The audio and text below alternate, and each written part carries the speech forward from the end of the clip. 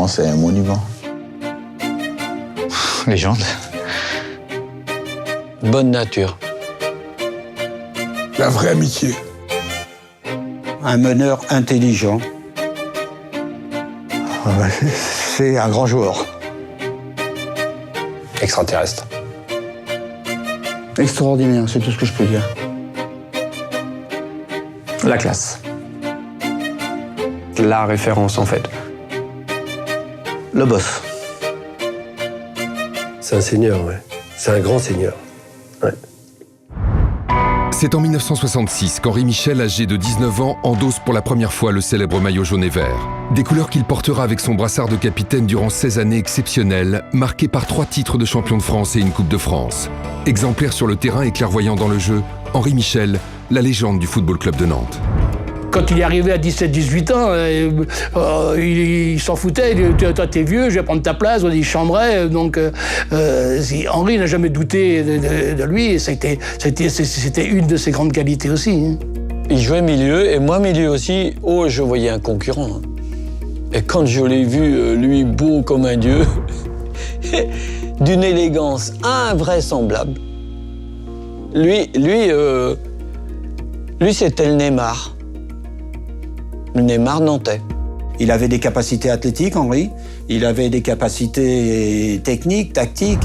Donc il était capable de récupérer le ballon, il était capable de faire des passes décisives, il était capable de marquer des buts. Il était très élégant, très technique. Il faisait ce qu'il voulait du ballon, il le mettait où il le voulait. Il jouait court, jeu long. Il avait toute la panoplie du grand footballeur. Sur le terrain, attendez, mais c'était un capitaine exemplaire. C'est ce que l'on demande. C'était l'idéal pour un entraîneur comme José Arribas d'avoir un joueur, un capitaine comme Henri Michel.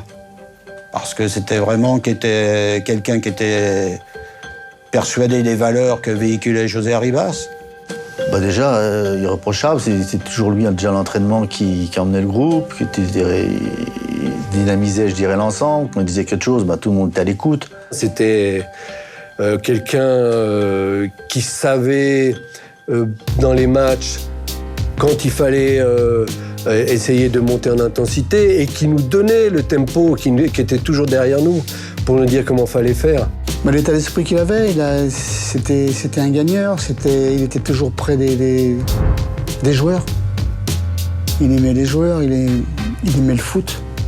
C'était un passionné. Mais il croquait la vie comme c'est pas vrai. Et là, rien que ça, j'étais admiratif devant lui. Ah oui. C'était un fêtard. Par contre, aussitôt, après les matchs ou n'importe quoi, il était prêt à faire la fête. Mais par contre, après, il était très sérieux.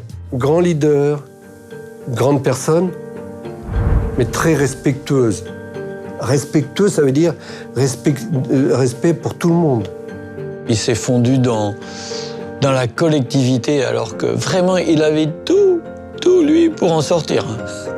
C'est aussi pour ça que je pense qu'il a autant marqué les gens, c'est qu'il est resté fidèle à ce club-là, qu'il a su emmener ce club-là avec ses partenaires aussi, tout en haut du championnat de France, et qu'il y est resté.